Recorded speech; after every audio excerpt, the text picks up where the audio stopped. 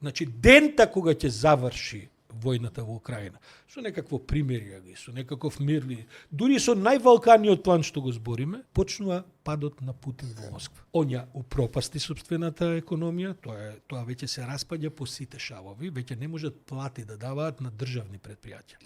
Таму веќе војската, јас понекогаш се шегувам, не може Лихтенштейн да го загрози, а не 20.000 жртви неделно има. Значи, веќе над милион се жртвите на руска страна, многу имате украинците. Да, се нормално дека има многу.